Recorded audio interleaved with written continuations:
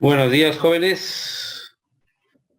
Ya está Alex, Anet, Gustavo, Madaí, Marjorie, Maya y Jessica. Esperamos unos segundos más para que se entren sus compañeros. Recibí sus tareas, gracias, ¿eh?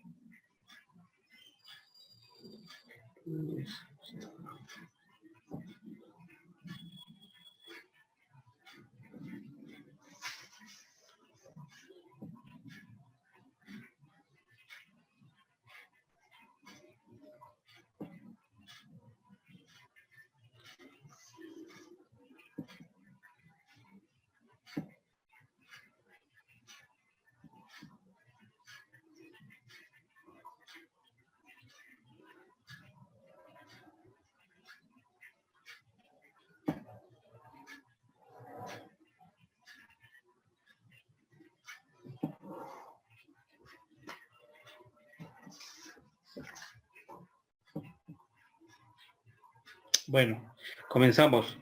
Les dejé una actividad que era que tenían que transcribir el artículo 1391 del Código de Comercio, así como el artículo 1403 de dicho ordenamiento. ¿Por qué? Porque lo vamos a relacionar precisamente con los artículos 5 y octavo de la Ley General de Títulos y Operaciones de Crédito. ¿Cuál es la finalidad de estos jóvenes? Para que ustedes conozcan otra diversidad de documentos que títulos de crédito. Ya está Teresa. Gracias. Entonces, para que ustedes también vayan viendo que hay varios documentos que pueden utilizarse. Por tal razón, vamos a empezar.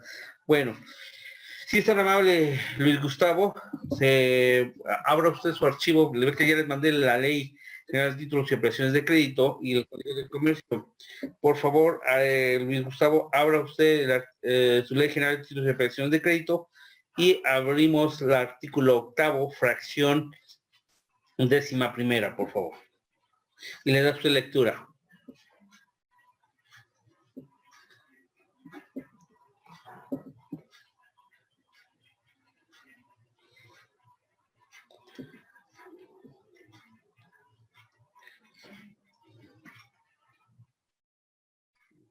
Esmeralda ya se conectó también. Wendy también ya está. Claudia ya también está conectada. Alejandra también, gracias. Pues entonces, a ver, aquí tengo un chat.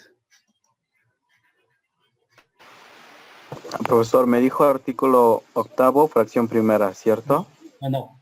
Está bien, el artículo octavo de la Ley General de Títulos y Operaciones de Crédito, la fracción 11ª, es la 11. ¿Sí? Oh, décima, ok. Gracias, la fracción 11ª dice a las personas que tengan el demandado contra el actor. Ajá. Esa es una la que se maneja. Que tenga contra el demandado. Entonces, ¿qué es lo que pasa con esto? Yo les había explicado, pero en la clase anterior no estuvieron ustedes presentes. Mencionaba yo que este es el punto en que ustedes, para abogados o para contadores, en caso de que se les presente algún título de crédito que les quieran cobrar, ya sea a ustedes de manera personal, algún cliente, o cuando trabajen en una empresa, podrán ustedes agregar estas excepciones y defensas. Estas excepciones con el fin de declarar que no es procedente el cobro. Cuando hablábamos personales que tengan el demandando contra el actor, ¿y qué consiste? Algo interesante con los títulos de crédito. Hay títulos de crédito que se dan en razón de, ¿cómo se llama? Un contrato principal. Y voy a hacer un claro ejemplo en este momento, Jorge. Si ustedes, su compañía en la que trabajan, está en crecimiento y necesita comprar vehículos para que se movilice el personal o para movilizar transporte de carga, algunas compañías lo que hacen es que solicitan un crédito bancario. Entonces acuden primero con la agencia automotriz. Esta agencia automotriz recaba su información, lo pasa a la institución bancaria con la que ellos colaboran. La institución bancaria valida su capacidad crediticia Y una vez hecho lo anterior, libera el crédito. El crédito es, puede ser de 12, 24, 36 hasta 60 mensualidades. De hecho, la regla general cuando manejamos estos tipos de créditos, lo recomendable es que muchas veces sean entre 12 y 24 mensualidades. ¿Por qué razón? Porque muchas empresas, dependiendo del uso que les den a este tipo de vehículos, al año deben estar cambiando sus unidades. Entonces, sería lo recomendable poder ya tener y realizar esta venta. Ahora, aquí donde yo vengo con este aspecto. Cuando se hace el crédito, la agencia lo que hace es sirve como intermediario y canal entre el banco y el cliente que solicita el crédito. Y ya cuando hablo de canal, ¿por qué? Porque finalmente la institución bancaria le paga de contado a la agencia automotriz el valor del vehículo. ¿Por qué? Porque la agencia emite ya la factura del vehículo y todo lo demás. De hecho, se lo entregan a la persona y la persona que solicitó el crédito, lo que hace es que al reverso de la factura lo firma. ¿Por qué lo firma? Porque esa factura está dada en garantía de prenda. ¿Sí? Si por algunas circunstancias no se cumpliere con el pago de todas y cada una de las mensualidades pactadas por la compra de este vehículo, entonces el banco, a través de su departamento jurídico, lo que hace es ejercita el cumplimiento de la garantía prendaria. Entonces aquí estamos ante dos contratos. Uno, que le llamamos el contrato de apertura de crédito, ¿sí?, de la compra de este vehículo de mensualidades, y otro, la garantía prendaria. Y hablo de garantía prendaria porque lo vamos a ver más adelante en el Código de Comercio. Entonces, esa sería una excepción personal. Espérame, tú no me puedes venir a cobrar o ejercitar la prenda en este momento por una sencilla razón. En el contrato principal, donde yo aperturé mi crédito y está a 24 meses o a 36 meses o a 60 meses, yo mes con mes he cumplido con cada una de mis mensualidades. En ningún momento me he atrasado, por lo cual tú no puedes en este momento ejercitar el cumplimiento de la prenda. Y entonces es una prescripción, una cuestión personal que se tiene contra el demandado. Y así como esas podemos manejar otras más. Bueno, voy con Teresa. Teresa, si eres tan amable, por favor, artículo 8 de la Ley General de Títulos y Operaciones de Crédito, y hablamos de la fracción 12ª, o la fracción 12, como se le llama también. ¿Sí?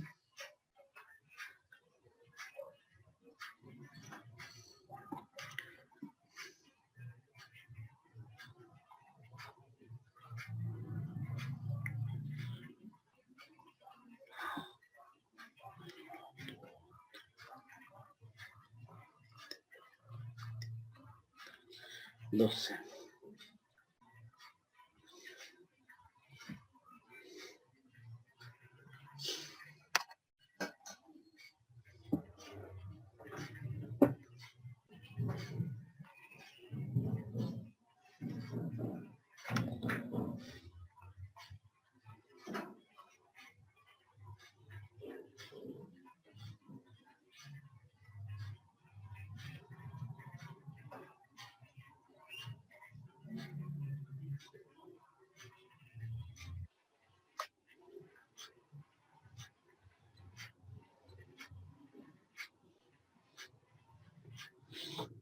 Tere, ¿sí tenemos ese archivo disponible?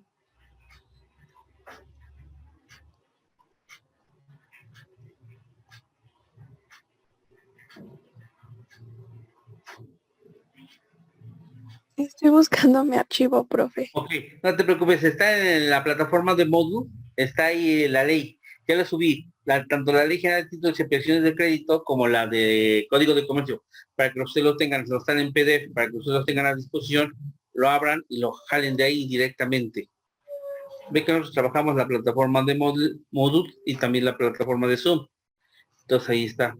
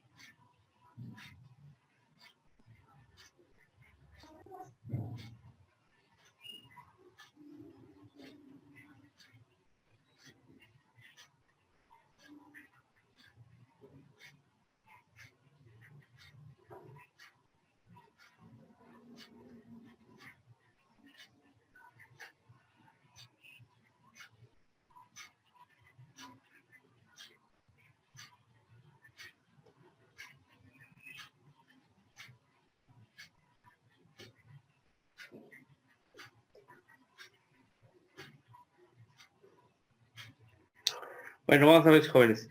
Esta fracción 12ª dice la declaración especializada de ausencia de quien firmó en los términos de la legislación especial en la materia se establezca. Aquí es algo interesante, jóvenes. ¿Por qué? Porque aquí hablamos de una cuestión jurídica que se llama ausencia. Bueno, para los que son contadores, no sé si hayan visto en derechos y obligaciones y contratos la capacidad de las personas. Y hay un punto donde se establece lo siguiente. Hay algunas personas que por algunas circunstancias desaparecen de la vida jurídica. Es decir, no se conoce ni dónde están residiendo y todo lo demás, y probablemente tengan algunas actividades económicas. Bajo esas circunstancias se llega a presentar esta cuestión. Para eso existe un procedimiento en la vía civil para declarar legalmente la ausencia de una persona. Y la ley establece que debemos declararlo en un lapso de 1 año y legalmente se declara en el término de 3 años. Otra cuestión de declaración de ausencia especial que podría ser aquella persona que por algunas circunstancias, por alguna cuestión emocional o por alguna enfermedad o algún golpe haya perdido, ¿sí?, su capacidad de goce, es decir, no sea consciente de sus actos. Y por tal razón a esta persona se le declara ausente, ¿sí? Bajo esas circunstancias podríamos tener estas cuestiones. De ahí es importante establecer lo anterior. Rápido, tenemos una cuestión importante. Por regla general, hablando de sociedades mercantiles, se habla que el accionista mayoritario en algunas ocasiones es el administrador o el director general de la sociedad. Por algunas circunstancias sale de viaje, su avión o su embarcación naufraga y bajo esas circunstancias se presume que está muerto, porque se están buscando y no se encuentran, no se localizan. Entonces, ¿qué tienen que hacer? Los socios tienen que convocar a una reunión extraordinaria de accionistas, nombrar en su momento alguien que los represente y lo administre, a fin de que designan posteriormente quién va a ser el administrador general. Y una vez realizado lo anterior, entonces van a declarar la ausencia del anterior director o administrador general. Entonces, durante este lapso, si llegaran a circular documentos en estas fechas en las cuales se presume que hubo la desaparición de la persona, entonces no tendrá por validez la existencia de los mismos. Es decir, que esos documentos son falsos. De ahí la importancia de estos aspectos. Por eso es importante que en el caso de abogados, en el caso de contadores, cuando algunas circunstancias se presentan de esta naturaleza, es necesario hacerlo del conocimiento entre la autoridad judicial para que la autoridad judicial tome los aseguramientos que la marca la ley y de esta manera evitar, ¿sí?, el cumplimiento de pago de obligaciones que jamás firmó esta persona que está ausente. Bueno, esto con relación a la ley general, hablamos de 12 fracciones que establecen el artículo 8º. Ahora les pido de favor que tomemos en consideración su libreta, porque su libreta ya está. El artículo que vamos a manejar nosotros es el 1391, que ya tienen en su libreta, que fue la tarea que les dejé para que nosotros podamos empezar del Código de Comercio. Y les voy a pedir que es de la siguiente manera, que les den lectura.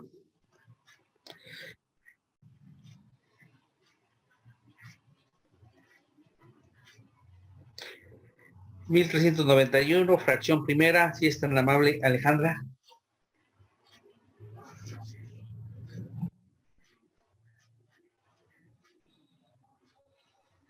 Sí, profe, lo busco. Es que lo tengo en otra libreta. Bueno, la idea es que tengan ustedes su libreta a la mano para que sea más práctico y más rápido. Lo hayan visto. Esa es la parte que yo les pido a ustedes. Por eso les dejo las actividades, para que sea mucho más rápido.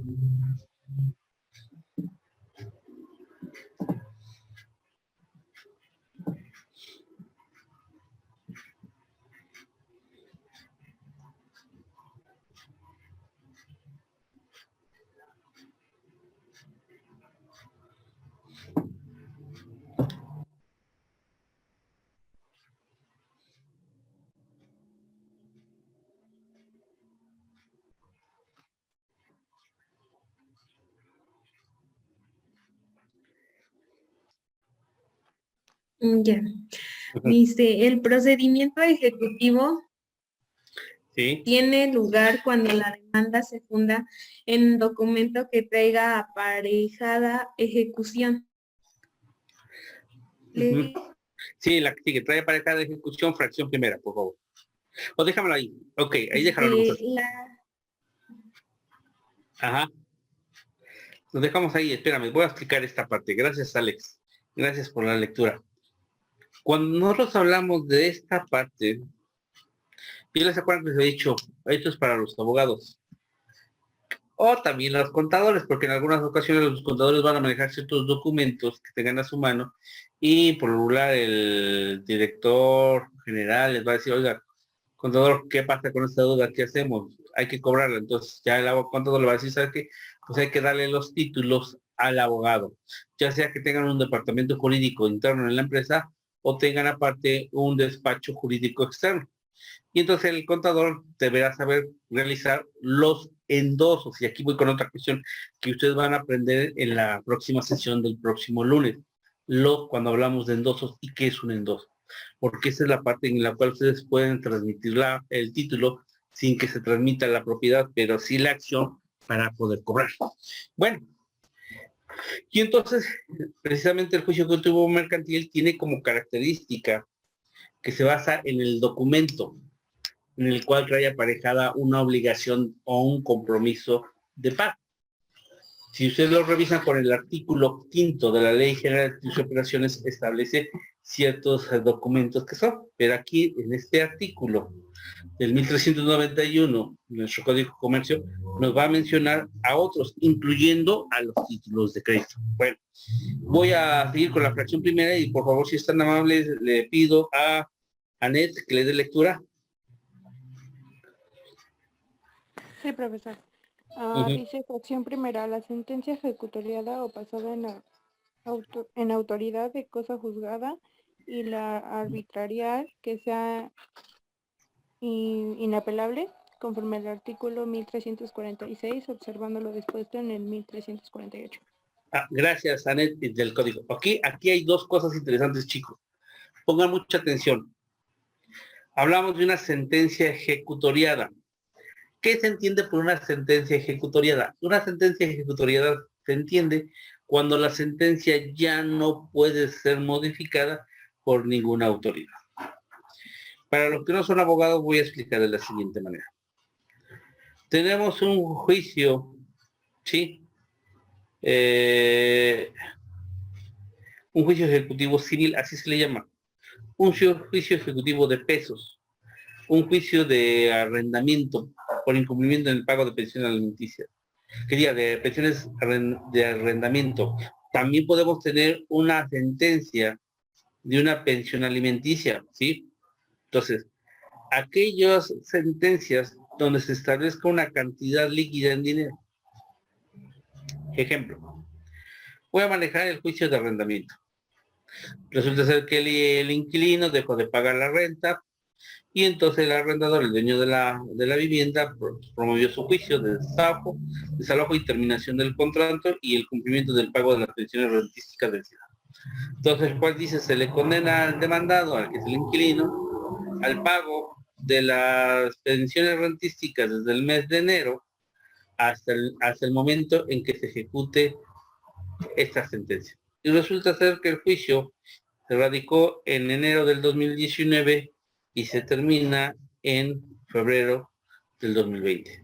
Si ustedes cuentan, estamos hablando que es todo un año, son 12 meses, más febrero, que son 2 meses más, son 14 meses lo que se ve.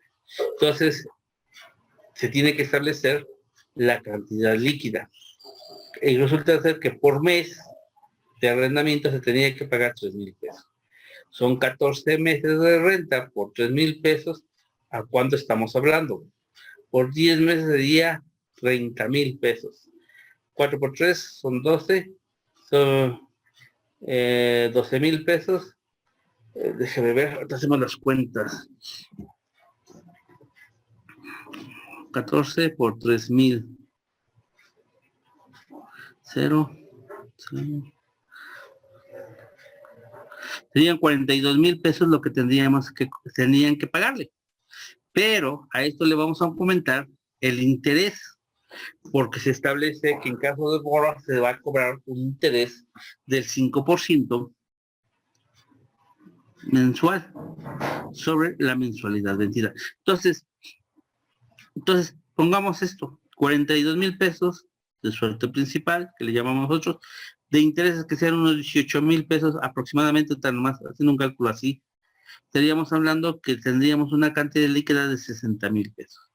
Entonces, esta sentencia, donde ya se determina y establece cuánto hay que pagar, ya está establecido. Y esta sentencia no ha sido y ya no puede ser modificada porque ya quedó firme. Es decir, ya se tiene que cumplir en los términos históricos. Y este tipo de sentencia se puede hacer el trámite mediante el juicio ejecutivo, ¿sí? Mercantil. Ahora, cuando yo hablo de la cuestión arbitral, esto es importante para ustedes jóvenes, porque la cuestión arbitral tienen que tomar en consideración aspectos. Y hablo con los contadores, ¿eh? Aunque los abogados también juegan un papel importante, pero más los contadores en cuanto a las relaciones que se tienen con las empresas. Muchas veces cuando se tienen contratos de suma importancia, de cuantía económica muy alta, se exige que entonces, en caso de que haya un conflicto de intereses entre las empresas contratantes, para dirimir sus controversias, o sea, cuando yo hablo de controversias, dirimir sus problemas con el juicio, lo que deben de hacer es nombrar a un árbitro. Y podemos tener árbitros privados y árbitros públicos. Árbitros privados son aquellos que están previamente establecidos por la Secretaría de Economía y hay un listado en el cual establece, ¿sí?, quiénes son los árbitros que pueden resolver y fallar estos asuntos. Y a estos árbitros hay que pagarse y se le pagan por las cortes. Estos árbitros privados agilizan el procedimiento. ¿Por qué? Porque un procedimiento arbitral se puede terminar en un lapso no mayor, a veces, a 6 meses. En ocasiones se pueden concluir, ¿sí?, en 3 meses o 4 meses. Entonces, esa es la cuestión que se maneja. Y estos arbitrajes emiten lo que le llamamos un laudo. El laudo, ¿sí?, y en muchos casos de estos arbitrajes es inapelable. Pero, como es un árbitro privado, no tiene la facultad para que se ejecute su laudo. Y entonces en estos casos se acude al órgano jurisdiccional. Y al órgano jurisdiccional estaríamos hablando de los juzgados federales, quienes serían los encargados de hacer esto, de ejecutar ese laudo. Y es así como ellos tienen que determinar y exigir a la otra parte el cumplimiento de lo mismo, el pago. Entonces ya hablamos de dos cuestiones. Una sentencia ejecutoriada, que puede ser venir en materia civil, en materia mercantil, en materia familiar, o lo otro, de los laudos de arbitraje, ¿sí?, que son por árbitros privados. Ahora, yo les había mencionado, también tenemos arbitrajes públicos. Y los arbitrajes públicos, ¿quiénes son? Uno de ellos tenemos a la Procuraduría Federal del Consumidor. En su ley establece el procedimiento arbitral. Otro tenemos a la Conducef. La Conducef también establece un procedimiento arbitral. Cuando hay conflictos entre usuarios de la banca con las instituciones de banca o instituciones de seguro. Y ahí podemos nosotros ver este aspecto. Podemos citar otros tipos de instituciones arbitrales. ¿Por qué? Porque en algunas ocasiones hay convenios que se establecen previamente en los contratos que esta resolución se tiene que resolver a través de un arbitraje.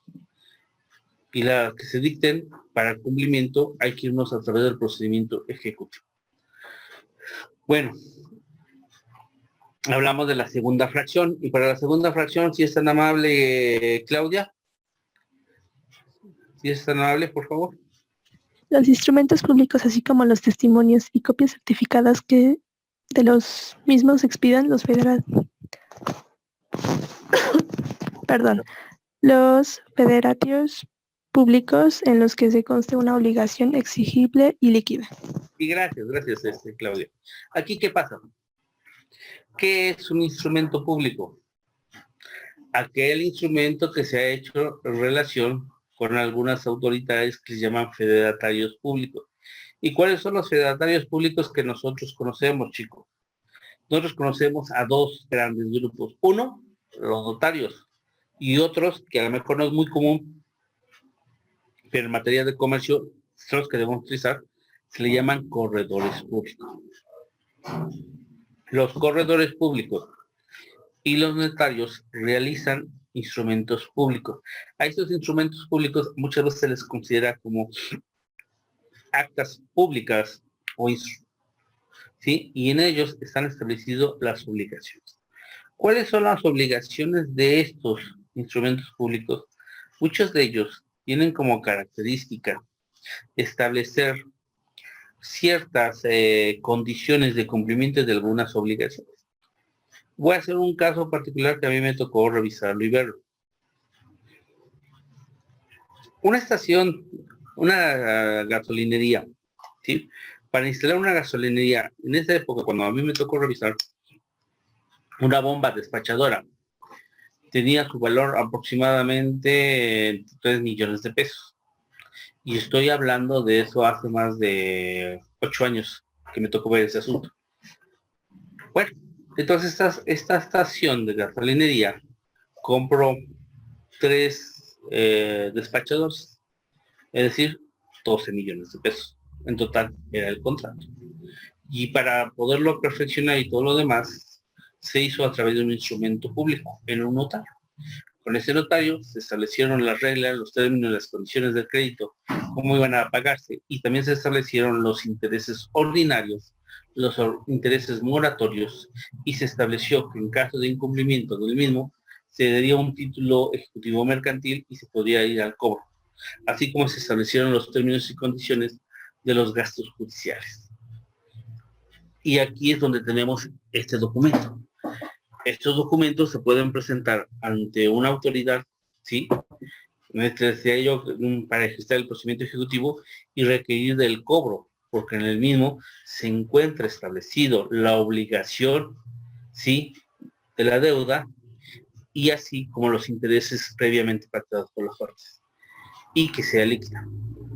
Entonces, en estos términos, esos instrumentos también pueden ser manejados. Bueno, vamos con la siguiente, con la fracción tercera. Para la fracción tercera, por favor, le pido a su compañero, pero su compañera Esmeralda.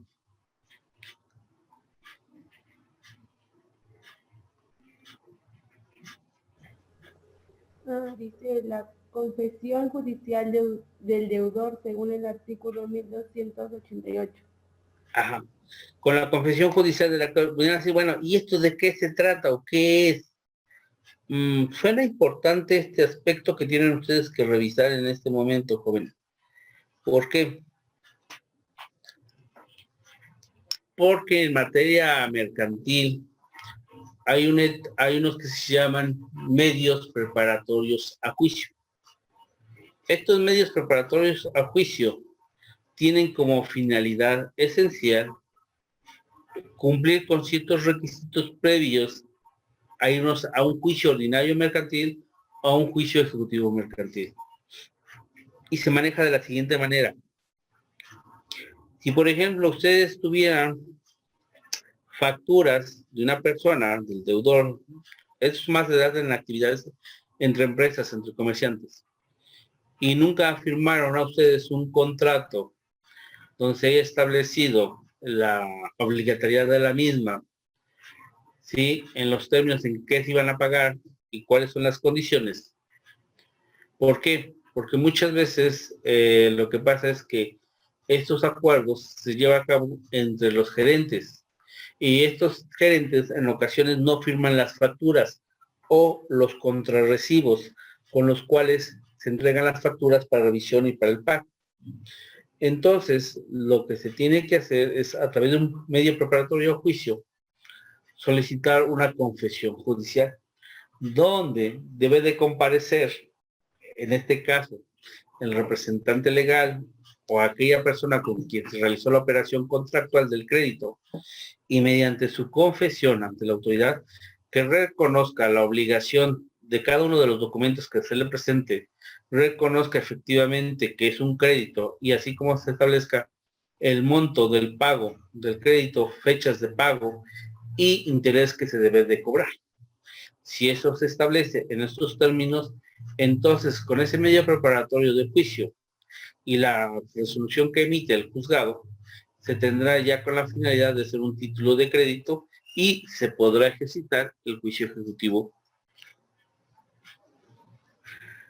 respectivo. Y así se tiene esta parte. Esta es la situación de la confesión judicial. Mira, entonces voy con Alex. Alex, fracción cuarta.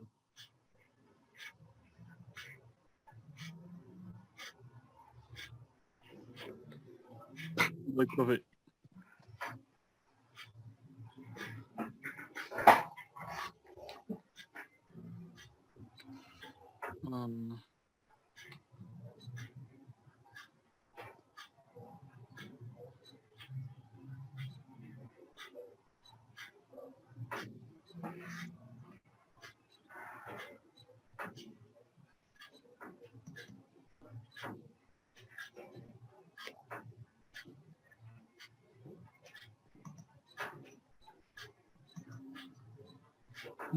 Dice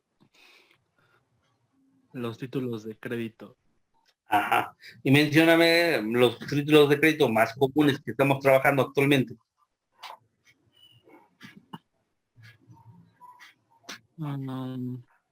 Pues estábamos trabajando lo que son el pagaré, la letra de cambio. Ajá. ¿Y el los otro? cheques. Correcto. Esos son los comúnmente los que mayormente circulan.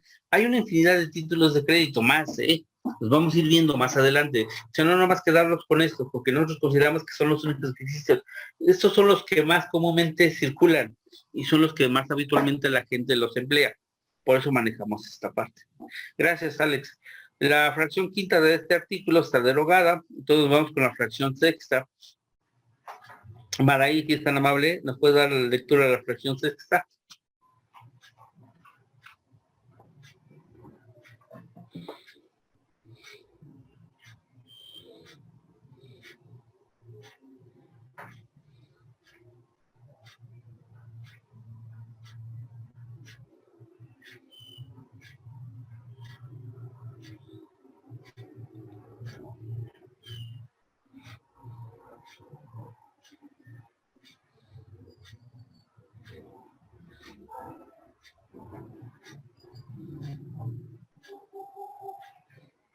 ¿Estamos en línea, Madaí?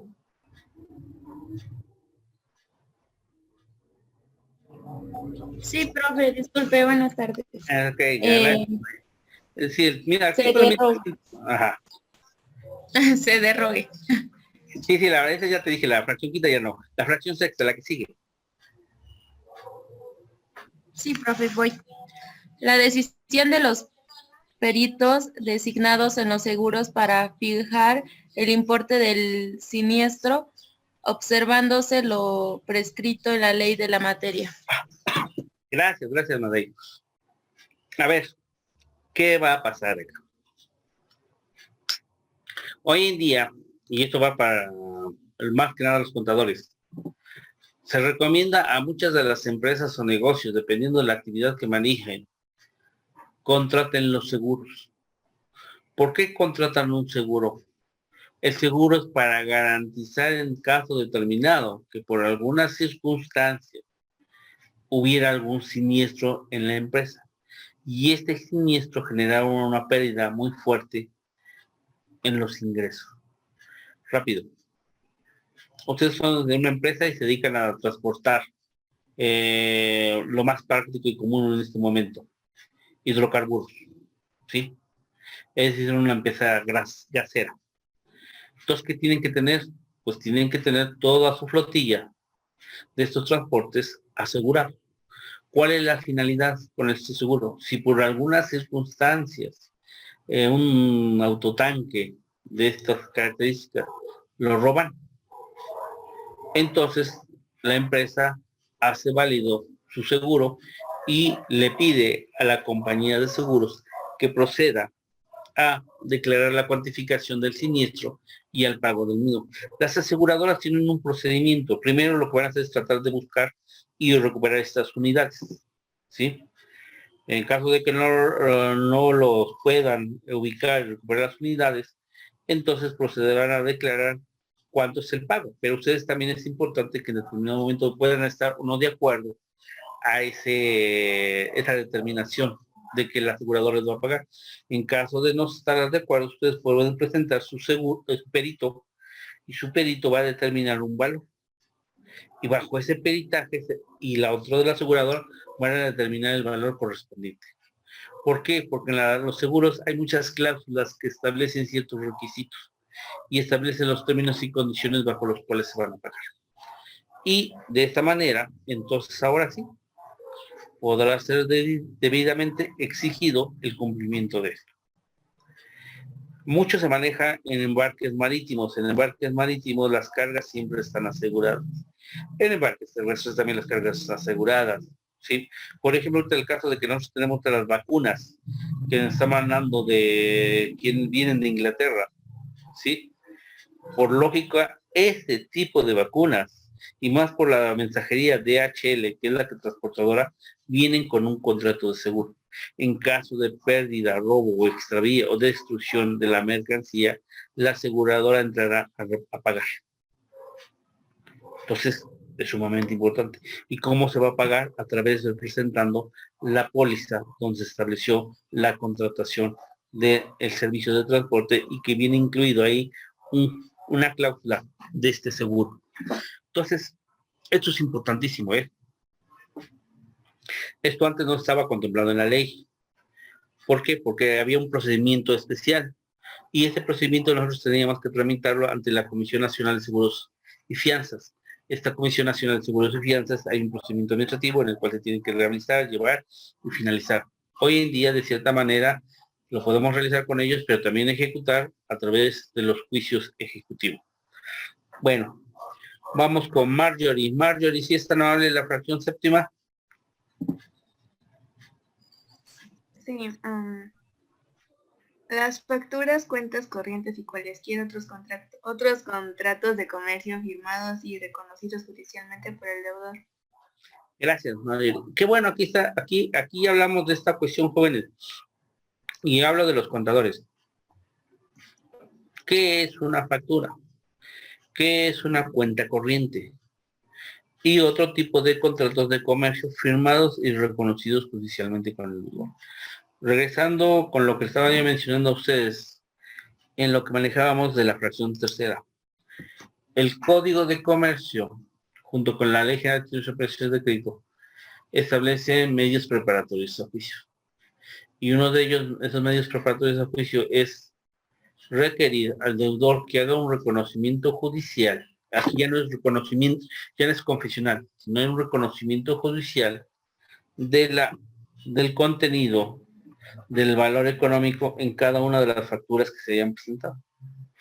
Cuando yo hablo de cuentas corrientes, y una cuenta corriente es aquel documento que comúnmente lo manejan las instituciones bancarias, pero sin embargo, claro, no es exclusivo de los bancos. Estas cuentas corrientes se pueden manejar entre empresas. Es decir, vamos con dos empresas. Una de las empresas es, digamos, por ejemplo, tradicionalmente Bimbo, ¿sale? En Bimbo resulta ser que tiene un gran comprador. Llamemos Walmart, por ejemplo. ¿Sí? Entonces, ¿qué hace Bimbo y Walmart? Walmart le solicita crédito a mi empresa Bimbo. Y si Bimbo, sí, vale, lo hacemos el crédito. Y para eso hacemos un contrato de cuenta corriente. Un contrato de cuenta corriente consiste en lo siguiente. Te obtienes una línea de crédito hasta por 500,000 pesos, los cuales los puedes ejercitar en una sola exhibición o en exhibiciones diferenciadas, ¿sí? Pero tú tienes una fecha de pago. Es decir, al final del mes, tú me tienes que pagar lo que utilizaste de este crédito. Si, por ejemplo, si tú comprases en mis productos nada más 300,000 pesos el 1 de enero, bueno, pues tú antes del 1 de febrero, tú tienes que liquidar tus 300,000 pesos. Ahora, no alcanzas a liquidar los 300,000 pesos, liquidaste 200,000, quedaron 100,000 pesos. Ah, bueno, entonces lo que va a pasar es que de esos 100,000 pesos tú me vas a pagar un interés ordinario y sería del tanto, pero tu línea de crédito quedaría de la siguiente manera. Tenías 500,000, pusiste 300,000, tenías ya crédito de 200,000, me haces un depósito por 200,000, tu línea de crédito actual es por 400,000, porque los 100,000 que tú tienes y que no me pagaste, entonces sigue vencido. Y así es como se manejan las famosas cuentas corrientes. O sea, si hay líneas de crédito, si utilizas el 100%, lo tienes que liquidar. Ahora, no necesariamente en ocasiones no se liquidan en la fecha de vencimiento. Puedes liquidar la parte que tú consideres pertinente o tus recursos te permitan y ahí los demás tendrás que pagar los intereses. Si por algunas circunstancias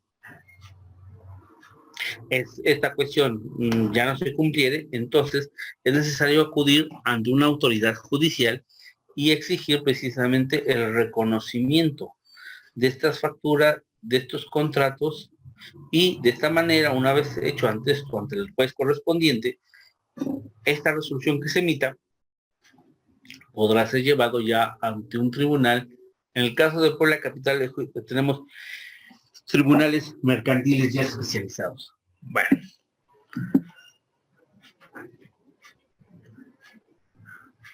Fracción octava. Maya, si es tan amable.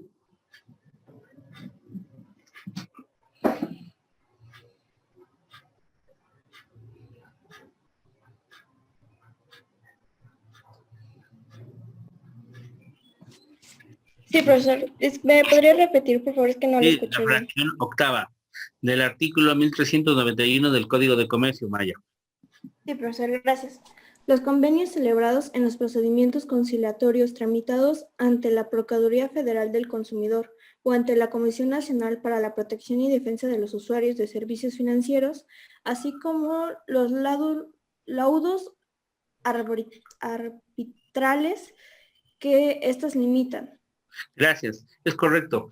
Gracias, Maya. Vamos a explicar de esto.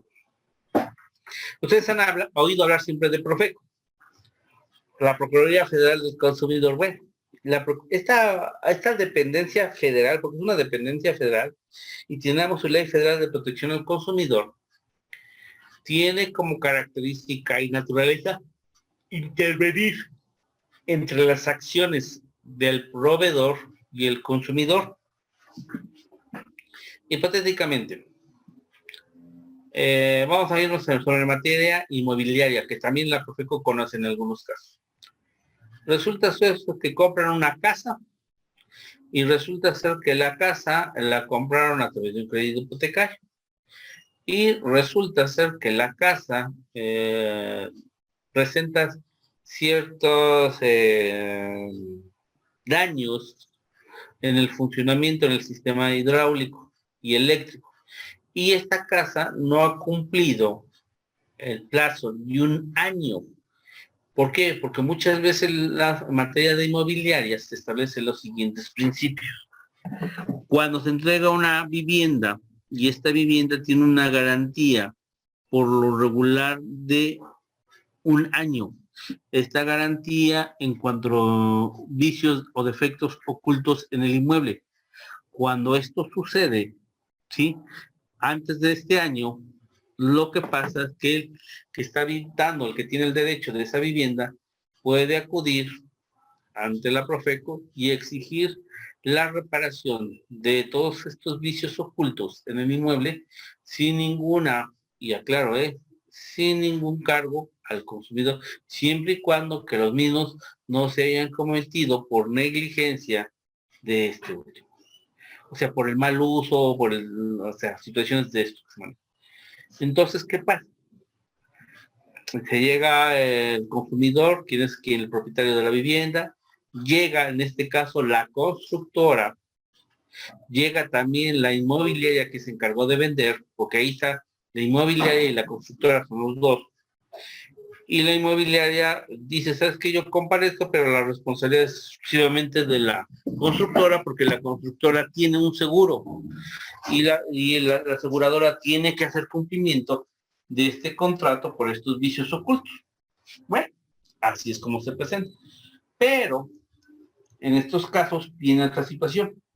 La constructora dice, bueno, pues tendremos que mandarte a la aseguradora tendrá que venir, que revisar, y la aseguradora es quien deberá de pagar. Se establece ahí una cantidad, porque se puede establecer ya a través de un convenio, ¿sí? A cuánto más o menos asciende. ¿Por qué? Porque puede ser que el dueño de la vivienda previamente haya solicitado, ¿sí? Los servicios de otra persona, de un arquitecto, y este haya evaluado los daños y establecido los montos. Y ahí se establecen los montos y cantidades. Bueno, si la constructora y la arrendadora inmobiliaria, porque los dos son copartícipes, llegan y establecen un convenio, en ese convenio se establece fecha en la cual se tiene que cumplir.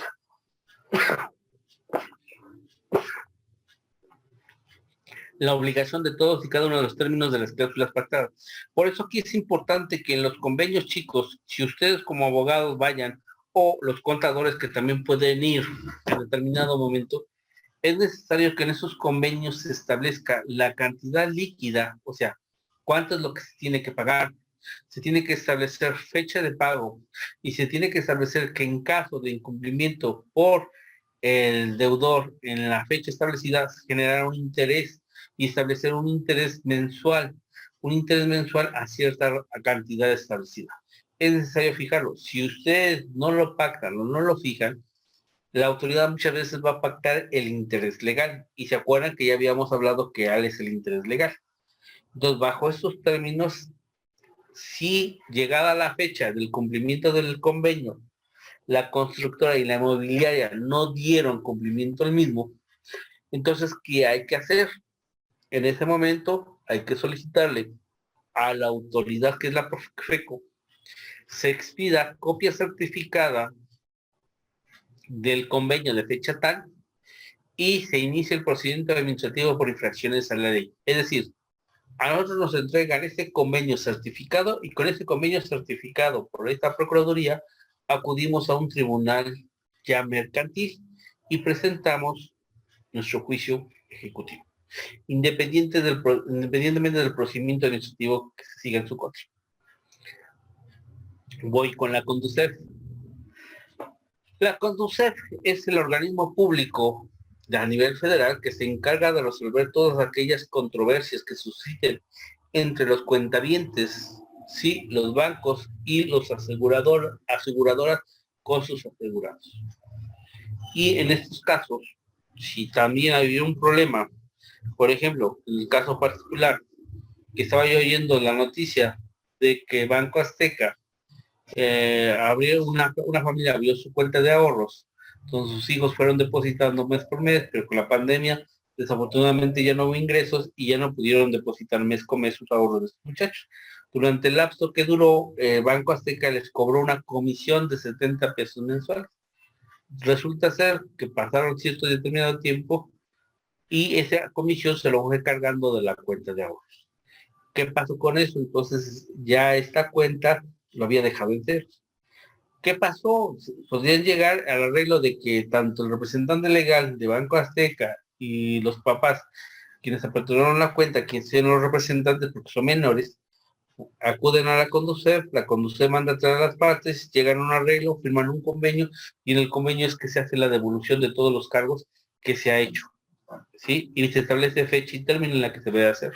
Si llegado la fecha, el día y la hora, y no se hizo esta devolución de estos recursos económicos, entonces los papás de los menores pueden solicitar copia certificada de este convenio y exhibirlo y presentarlo ya en la vía judicial. como un juicio ejecutivo. Es un documento que trae para la ejecución. Cuando habla del arbitraje, ¿se acuerdan que yo les estaba hablando hace unos segundos? Que la Procuraduría Federal del Consumidor y la CONDUCE se les reconoce como árbitros oficiales. Y quiero llegar a la siguiente etapa y voy a explicar de esta manera muy breve por cuestiones de tiempo. En Profeco hay una primera etapa que se llama la conciliación. Si la conciliación falla y no llega a un arreglo, la Profeco les exhorta tanto al proveedor como al consumidor que lo designen como árbitro y mediante un procedimiento arbitral ellos resuelvan. Si las dos partes están de acuerdo, se someten al arbitraje. Esta Procuraduría recibe todas las pruebas, todo lo que tenga que hacer y emite su laudo, y aquí claro, se le llama laudo arbitral. Una vez emitido ese laudo arbitral, como Profeco con esa autoridad ejecutora, entonces se lo tramitan, ¿sí?, a un tribunal federal o local, pero a través de copias certificadas que debe solicitarlo directamente el consumidor. O el proveedor, porque también en ocasiones se puede establecer que el proveedor y el consumidor hayan llegado a un arreglo y donde haya cargas, tanto para el consumidor como para el proveedor. Si el consumidor incumplió con esas obligaciones, entonces el proveedor puede solicitar copias certificadas de este laudo arbitral y en determinado momento él exigir el pago. Ya había juicio. Este mismo suceso se presenta en la CONDUCE.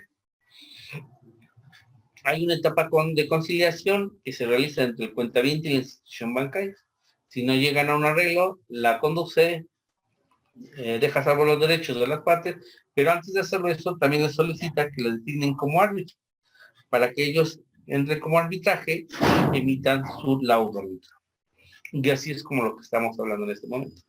Y entonces los laudos arbitrales o los convenios realizados ante estas dependencias tienen el carácter de ser documentos que traen aparejada ejecución. Y entonces estamos conociendo otro tipo de documentos que en la vida mercantil pueden circular y que ustedes también deben de tener mucho cuidado.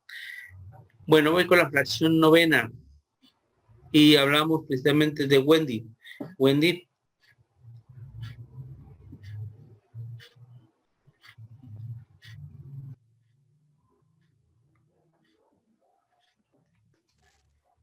Es el octavo, ¿verdad, profe? No, es el 1391, ya estamos en el Código de Comercio. No sé por eso. Ah, la fracción, no, ya estamos con la octava, ya pasamos la novena. Novena. Sí. Los demás documentos que por disposición de la ley tienen el carácter de ejecutivos o que por sus características traen aparejada ejecución. Gracias. Estamos nosotros haciendo una mención nada más de la Ley General de Títulos y Operaciones de Crédito. Y estamos hablando nada más de del Código de Comercio. Pero, cuidado, en México existe un gran número de leyes que se manejan en materia mercantil. La Ley de Instituciones de Crédito, por decirlo de alguna manera, y ahí se establecen ciertos tipos de documentos, la Bolsa de Valores, la Ley de Mercado de Valores. Entonces, hay otras leyes que establecen dentro de su normatividad la creación de ciertos y determinados documentos que pueden traer aparejada ejecución. Y por lo cual, si traen esta regla de aparejada ejecución, tienen el procedimiento ejecutivo mercantil. Y es como manejamos. Por eso es importante este aspecto, que ustedes lo conocieran. Gracias. Me voy con el artículo 1403, por favor, de su Código de Comercio. Y voy con Jessy. Por favor, Jessy, empezamos con la lectura. Contra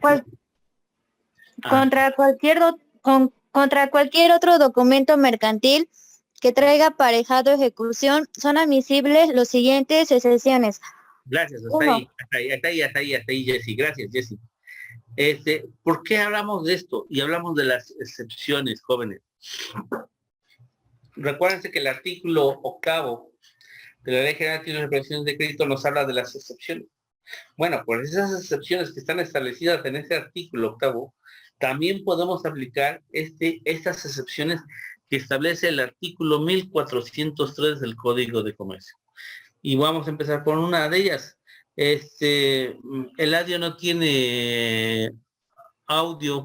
¿O si funciona su audio, Eladio? ¿Su micrófono?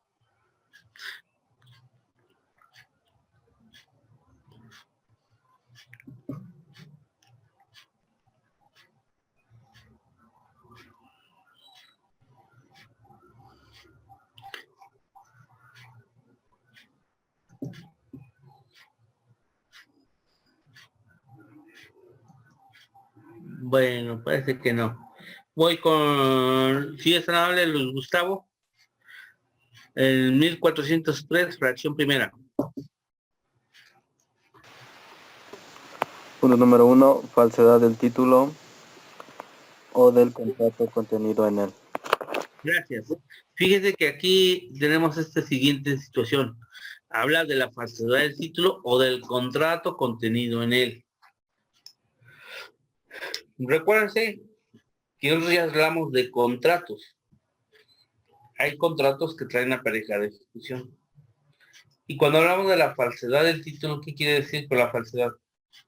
Una de las reglas comunes de cuando hablamos de falsedad se refiere a que el obligado no fue la persona quien se obligó en términos de este contrato. ¿Sí? Bajo estas circunstancias, ok, no te preocupes, Eladio, no se funciona tu micrófono, pero vamos a que sigan, necesito que hagas tus actividades para que te pongas al corriente con ellos, sí, para que sigamos participando y que veamos de lo que estamos hablando. Gracias. Lo que pasa es lo siguiente.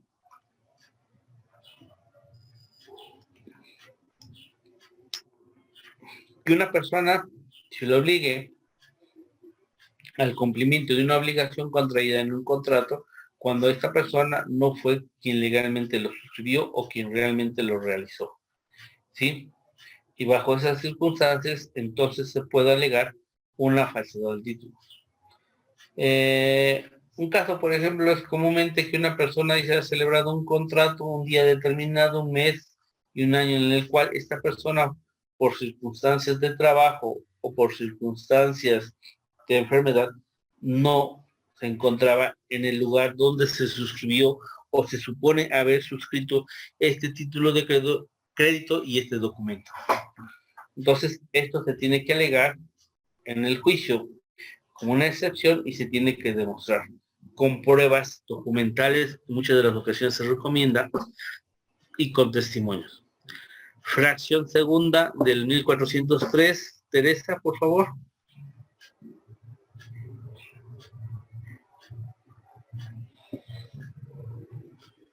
El 2, ¿verdad, profe? Sí. ¿Fuerza o miedo? Bueno, gracias. Este es sumamente complicado, pero desafortunadamente en algunos casos existe. ¿Cómo demostrar la fuerza o el miedo? Hay una persona que tiene bienes, pero ella no quiere ser aval. Y desafortunadamente la otra persona lo obliga a que sea aval. Y es para obligarla a que sea aval de una deuda que precisamente esta persona le está influenciando una fuerza o un miedo. Comúnmente la fuerza y el miedo lo vamos a ver nosotros desde este punto de vista. El miedo es un miedo de carácter psicológico que se va a manejar. El miedo que se podría presentar en esta persona es en el hecho de que le vaya a sufrir un daño muy grave a algunos de sus familiares más cercanos. Si esta persona tuviera hijos, hacia uno de sus hijos, ¿sí? Si este tuviera un negocio, este negocio, decirle, ¿sabes qué? Pues tu negocio se va a incendiar, va a sufrir una catástrofe, ¿sí? Ese es el miedo que se le puede influir. Y por tal razón, esta persona sin su consentimiento, sin su libertad de decidir, firman como carácter de aval, ¿sí? O fiador. Entonces, lamentablemente a veces sucede en relaciones de pareja que el hombre, por regla general, intimida a su pareja, a la mujer, para que forme parte de este crédito y sea el deudor solidario, y hablamos de un deudor solidario o de un aval o de un fiador. En caso de que no lo hiciera, la va a abandonar, lo va a dejar y situaciones de otra naturaleza. Y ahí se maneja. Voy con la fracción tercera. Elizabeth, ¿eres tan amable, por favor? Eli. Sí, profe.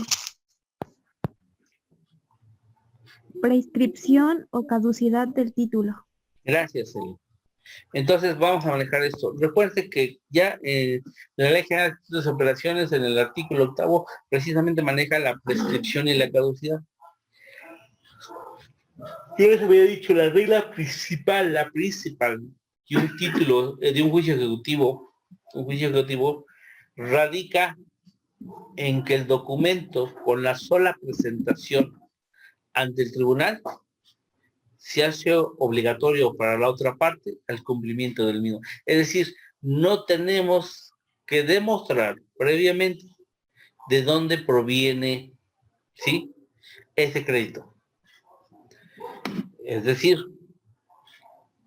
no tenemos que decirles que ese crédito que se firmó o se reconoció proviene a lo mejor de un contrato de crédito, de apertura de crédito, que viene a lo mejor de la compraventa de un inmueble en mensualidades que muchas veces se da, que proviene de un arrendamiento como garantía que se dieron, ¿sí?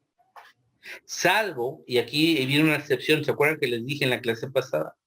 Salvo que en el documento ustedes le pongan, ya sea al frente o al reverso del mismo, que este documento se dio en garantía o en prenda. Si este documento tiene esa leyenda impresa en garantía o en prenda, entonces la persona que posea ese título no lo podrá ejercitar. Tendrá que solicitar el cumplimiento del contrato que dio origen al afirmamiento de estos documentos. Esa es la regla o esa es la excepción que se maneja. Por tal razón, debemos tomar en consideración este aspecto. Por eso es necesario que ustedes tomen en consideración este aspecto. Y hablamos precisamente de esto.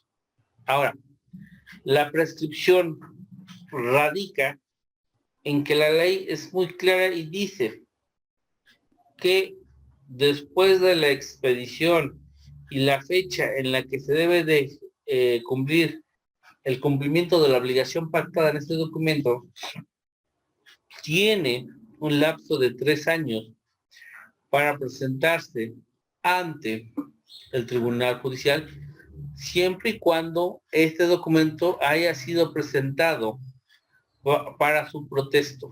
El protesto es que se haya presentado para su pago. Otro, en materia de cheques, yo les había dicho que tiene como fecha 6 meses a partir del último protesto. A partir de la fecha del último proceso, tienes 6 meses para acudir ante el Tribunal Judicial. Si no acudes ante el Tribunal Judicial, este documento ya no se puede hacer a través del juicio ejecutivo. ¿Qué quiere decir con esto? ¿Estos documentos tienen algún valor, alguna validez? No, jóvenes. Simple y sencillamente que entonces estos documentos hoy, para su cobro, tendrán que ser tramitados a través del juicio ordinario mercantil. Pregunto, ¿qué diferencia hay entre el juicio ordinario mercantil y el juicio ejecutivo mercantil? Radica lo siguiente, jóvenes. En el juicio ejecutivo mercantil es que cuando se le está emplazando a juicio al demandado, en ese momento, el diligenciario, el actuario o el secretario del juzgado, y hablo de estos términos, ¿por qué? Porque depende en cada entidad federativa donde tramitemos este juicio. La ley establece, el caso de Puebla faculta mucho al diligenciario. En el caso de Tabasco se le faculta al actuario. En el caso de Tlaxcala se le faculta al secretario del juzgado. Son ellos que le requieren en ese momento al deudor del pago de la deuda y sus intereses.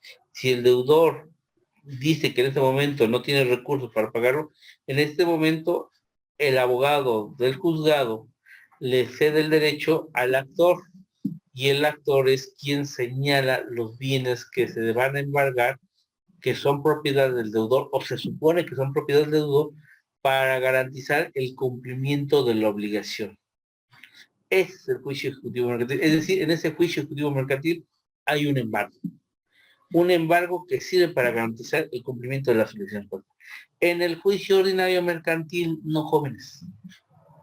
En el momento que se emplaza juicio, se le dice al demandado, tienes esta demanda en tu contra, tienes el plazo tanto que establece la ley para que puedas al tribunal y manifiestes por escrito. O ya hablaríamos de la audiencia oral civil, porque también la ley establece ya procedimiento oral.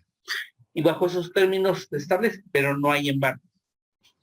El embargo sí se puede solicitar en el juicio ordinario mercantil, pero el actor tiene que solicitarlo y a su vez el juez le va a ordenar que fije una garantía. Y esa garantía es a través de una fianza para el caso de que no se resuelva favorablemente el juicio a su favor, sirve esta garantía, esta fianza, para el pago de daños y perjuicios que se le pudo haber ocasionado al demandado. Entonces, esas son las dos grandes diferencias que radican en este aspecto entre uno y otro. Y la caducidad. La caducidad es la cuestión procesal que establece que una vez presentado la demanda, si las partes dejan de transcurrir más de 120 y ninguna de ellas le da el movimiento, es decir, seguir con cada una de las etapas procesales que establece el juicio, entonces opera la caducidad y el juez ordena el archivo del presente juicio, dejando a salvo a las partes sus derechos. ¿Qué quiere decir? Que el actor o el que demandó tendrá que recoger su documento fundatorio de la acción, tendrá que presentarlo nuevamente ante otro tribunal y exigir el cumplimiento del pago. Entonces, la prescripción y la caducidad son dos términos diferentes jurídicamente. Bueno, vamos a regresar y iniciamos con la fracción cuarta. Alex, si es tan amable.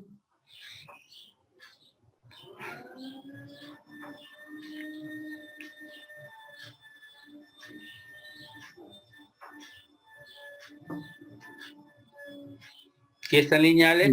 Los inmuebles. No, acuérdate de la falta de fracción cuarta, la falta de personalidad. Ah, sí, la falta de personalidad.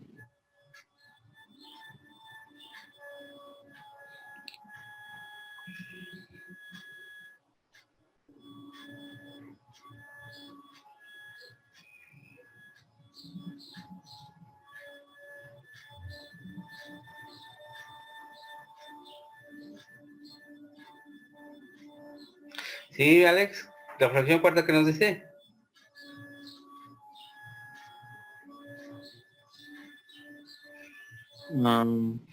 La falta de personalidad del actor o del demandado o la falta de capacidad en el actor. Bueno, yo tengo aquí cosa diferente. Falta de personalidad en el ejecutante o del reconocimiento de la firma del ejecutado.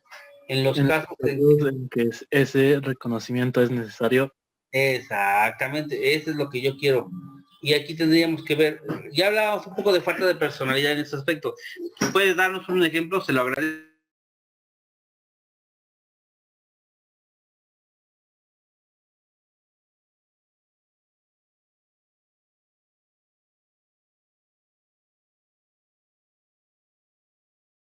Recuerda que en la sesión pasada yo hablaba de la falta de personalidad en el ejecutante.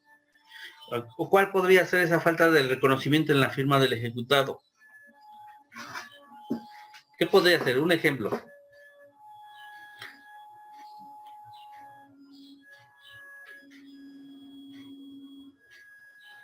Recuerde que hay una característica importante.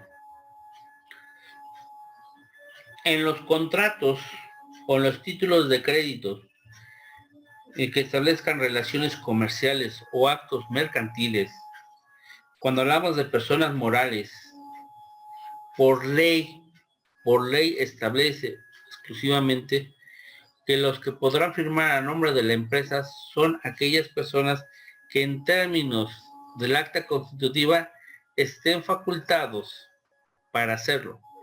Y recuerden que yo les había dicho, ¿quiénes son las personas facultadas para hacerlo? Únicamente, dependiendo del tipo de administración que va a regir esta sociedad, si es un administrador único, el administrador único tiene facultad para firmar esos documentos, a menos de que haya otorgado un poder especial a otra persona para que firme estos documentos o estos créditos. Al director general, ¿sí? Que son las personas que se manejan. O dependiendo del tipo de sociedad, ¿sí? También los socios en determinado momento pueden firmar ciertos tipos de documentos de crédito. Y su responsabilidad radica en su participación en el acta constitutiva. Si así fuere y resulta ser que estos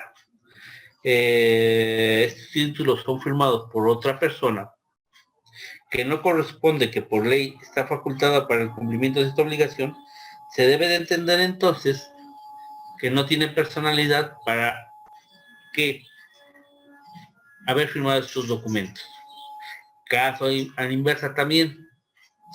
Si resulta ser que estos documentos que traen aparejada ejecución no se hizo de manera adecuada el endoso, por eso es importante el endoso, jóvenes, entonces este endoso, al no haberse hecho de esta manera, carece de personalidad en la persona que lo presenta para el cobro. Entonces también tenemos la falta de personalidad.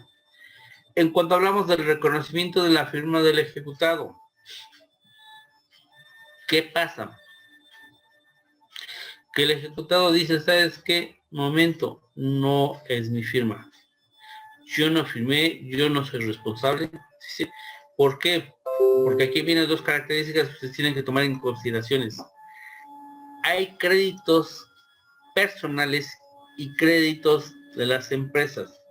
Si ustedes trabajan para una empresa o una compañía, y si ustedes tienen la autorización por su director general, su administrador general, por el consejo de directores, ¿sí? O el consejo de administradores, de suscribir títulos, estos títulos se van a suscribir a favor de la empresa, pero nunca de carácter personal. Es decir, que la deuda y la obligación es de la empresa, más no de la persona quien lo firmó físicamente, porque la persona que lo firmó lo hizo en razón de la persona moral. Y ahí establecemos esta cuestión.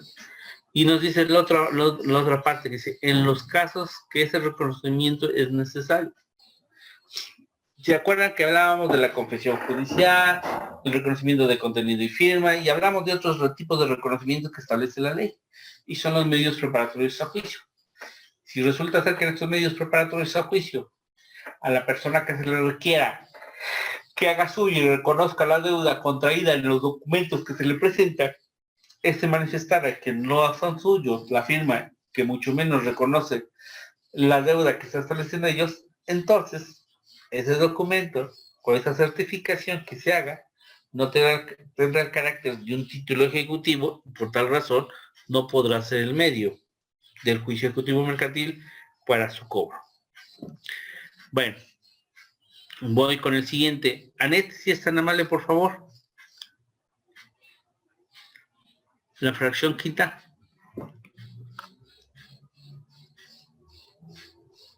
Sí, profe. La fracción quinta dice incompetencia del juez. Ok, de incompetencia del juez, ¿se acuerdan que yo ya les había hablado un poco de esto? ¿Recuerda alguien de ustedes cuando hablábamos de los casos de incompetencia?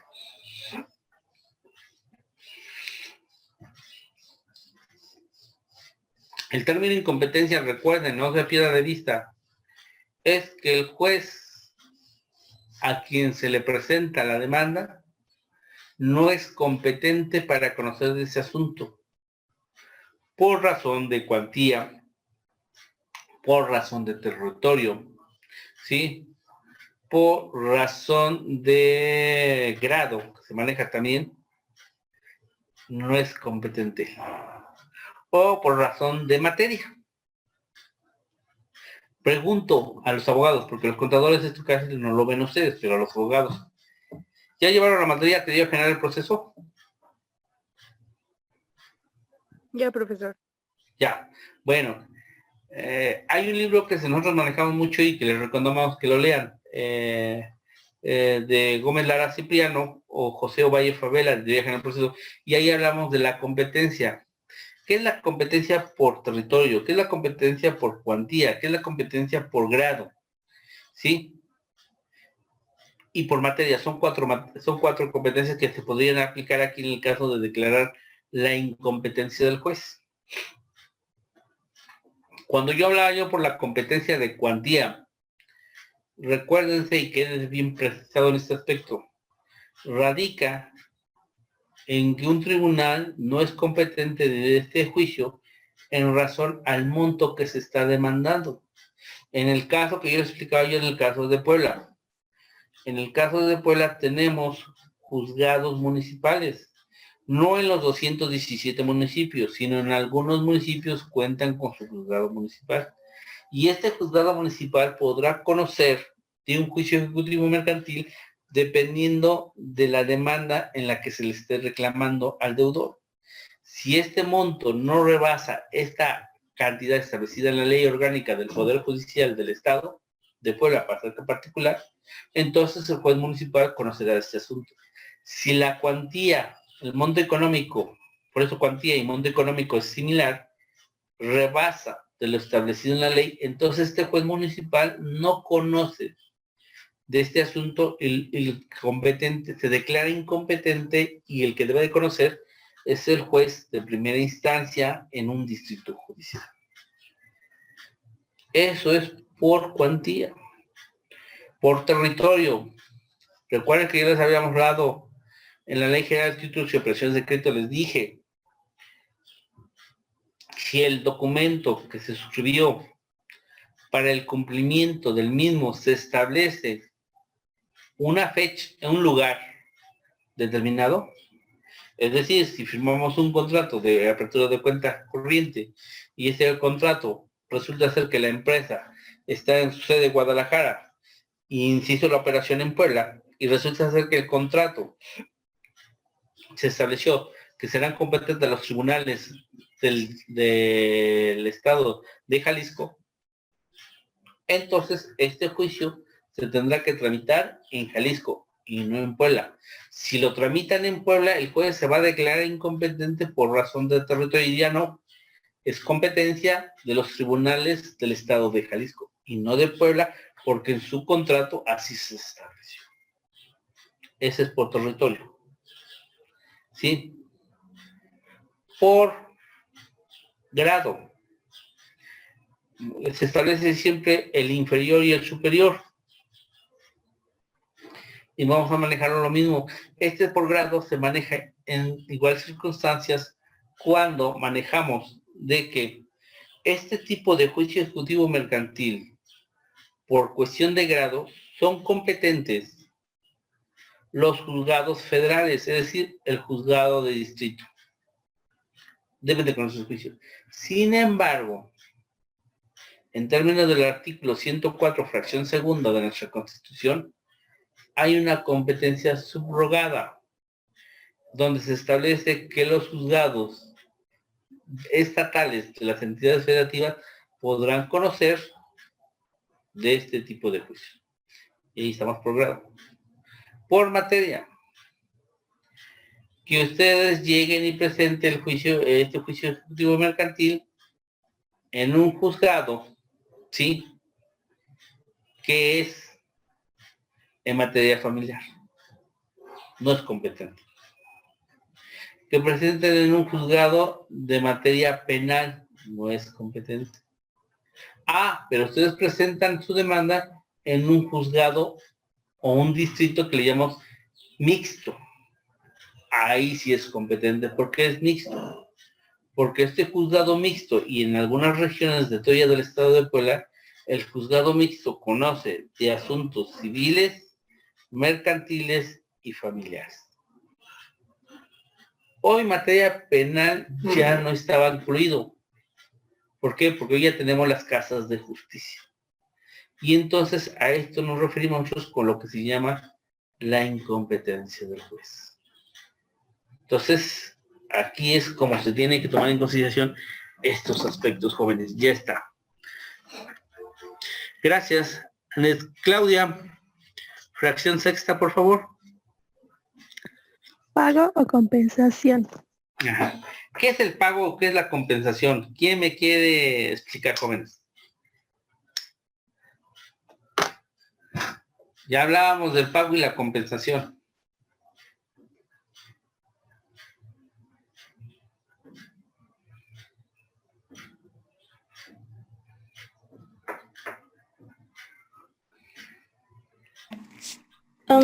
El pago es cuando directamente bueno, hablemos en cantidades. Sí. El pago es cuando se da, por ejemplo, yo le debo 100 pesos, le doy en su totalidad los 100 pesos. Correcto. Y la compensación sería si, decir, usted me debe 50 y yo 100, usted solamente, bueno, le pago los otros 50 y usted ya no me da nada porque está compensando lo que me debe. No sé si me entienden. Sí, es correcto. Está muy bien su ejemplo y está muy bien explicado perfectamente. Porque es eso lo que consiste, la compensación. Porque, y eso sucede muchas veces, podemos tener en empresas o negocios donde el negocio A con el negocio B. El negocio A es acreedor del negocio B. Y resulta ser que el negocio B también realiza operaciones con el negocio A y el negocio B es acreedor del negocio A. Y entonces hay una compensación que se puede manejar ahí. Lo que se mencionaba, si la deuda, por ejemplo, de A con B es de 100 pesos y B con A es de 50, la compensación nomás serían los 50 pesos, pagar esa diferencia y ya está solucionado. Ahora, por compensación, también podríamos hablar que en algunas ocasiones se da el pago de manera ya sea en efectivo, en bienes muebles o en la prestación de un servicio también se puede dar, se puede establecer este tipo de formas. Entonces también te manejamos esto. Entonces, pero tanto el pago y la compensación es importante, y aquí aclaro, es importante que esto esté por escrito. ¿Sí? Forzosamente tiene que estar por escrito. Porque de esta manera nosotros vamos a acreditar ante el tribunal que se ha hecho el pago total o el pago parcial, ¿sí? O hemos hecho una compensación, ¿sí? Y entonces tenemos que esperar esta situación. Y esto tiene que ser por escrito. Es la manera en la que podemos hacer. Está muy bien, Maya, muy bien. ¿Tienes punto extra para tu calificación del primer parcial? Felicidades. Esmeralda, si es tan amable, por favor, la fracción séptima.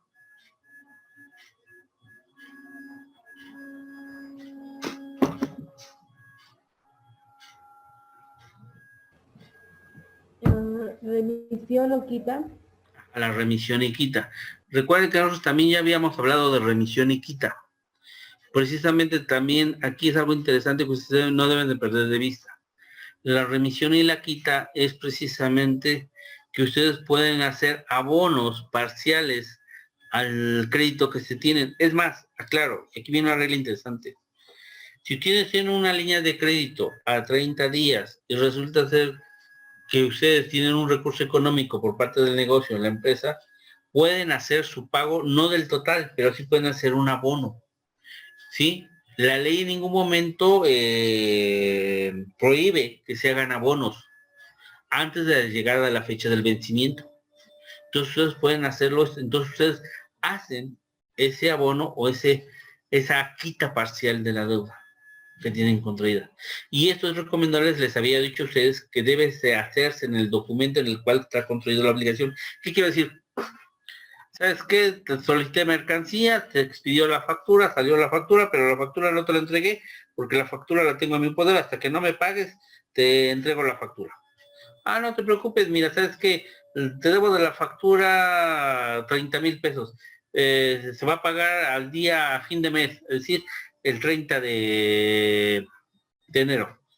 Pero estamos hoy a 13 de enero, ¿sabes que en este momento tengo 10,000 pesos? ¿Sabes que en este momento te hago un abono? Entonces, no es que no tengo recibo, bueno, no te preocupes, al reverso de mi factura, ponle, recibí del señor fulano de tal, la cantidad de 10,000 pesos por abono a la suerte principal de la presente factura, la fecha de hoy y el nombre y la firma de quien lo recibe. Ya está. Y entonces de esa misma manera se sigue manejando. Bueno, nosotros manejamos esta quita y este tiene que estar, o hacemos un documento aparte, que yo les había dicho también, si en caso que no llevara la factura, no te preocupes, en una hoja de papel de traza, papel periódico o de libreta, lo que ustedes tengan a mano, fírmame, recibí del señor fulano tal, la cantidad tal, por pago parcial de la factura de fecha tal, por el monto de la cantidad tal, nombre y fecha de firma de quien lo recibe. Y eso es importante. Entonces tendríamos que ver. Cuando hablamos de una remisión, y cuidado con las remisiones, porque muchas empresas tienen establecido, hay algunas que dicen, yo tengo como fecha para que se reciba estas facturas a revisión, y le llaman revisión, los días lunes y martes, y tu pago sale el día viernes. Si tú no presentas tu factura a revisión el lunes y el martes, y lo presentas el miércoles ya no te lo recibo, ni miércoles, ni jueves, ni viernes. Entonces tendrás que esperar hasta la próxima semana. Entonces también tendríamos que ver. O en determinado momento hacer alguna compensación también, que es a través de algún otro producto que se maneje entre ellos y se disminuya el monto de la deuda. ¿Sí? Voy la fracción octava, por favor, y le pido a Alejandra. Alex. Sí, profesor. Dice, oferta de no cobrar o espera. Gracias. Eso está muy bien, jóvenes. Y esto es importante que ustedes lo establezcan en un documento. Es decir, que por ejemplo, no desconocen la deuda está, pero por ejemplo, lo que está pasando ahorita con el COVID, hay mucha gente que perdió empleo, trabajo y todo lo demás, o sus ingresos bajaron, sabes que no me es posible pagarte, pero te puedo ir pagando poquito a poquito. Entonces, o sabes qué, o dame más tiempo. En un documento igual por escrito, donde el acreedor manifieste y dé su consentimiento de que lo va a esperar. O que durante este lapso no le va a cobrar, pero tiene que estar por escrito, no de palabra. Aunque hoy con los teléfonos celulares podemos videograbar la reunión y con la grabación de la reunión se podría manejar, pero siempre por regla general siempre debe ser por escrito. Y voy con la última. Madaí, si es tan amable, por favor, la fracción novena.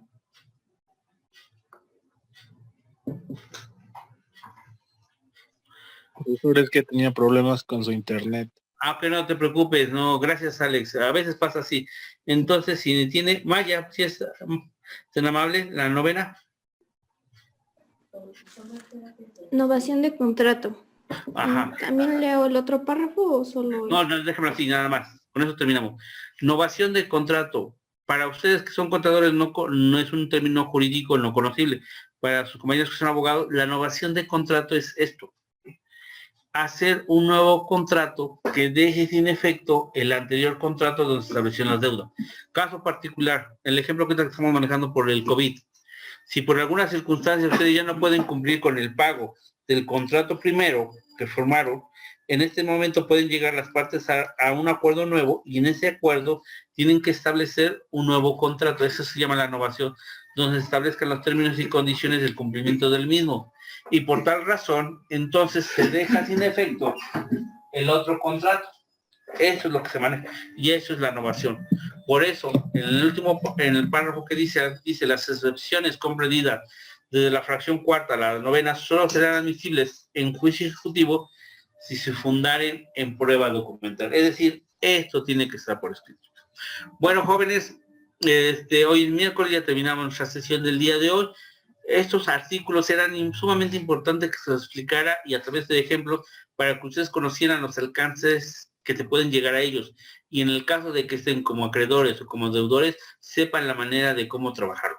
Bueno, entonces, los veo yo la próxima semana. Que tengan un excelente fin de semana. Los veo el próximo lunes. No hay actividad para este fin de semana, ¿eh? Descansen. Hasta luego. Gracias, profe. Hasta luego. Gracias, profe. Buen día. No, buen día.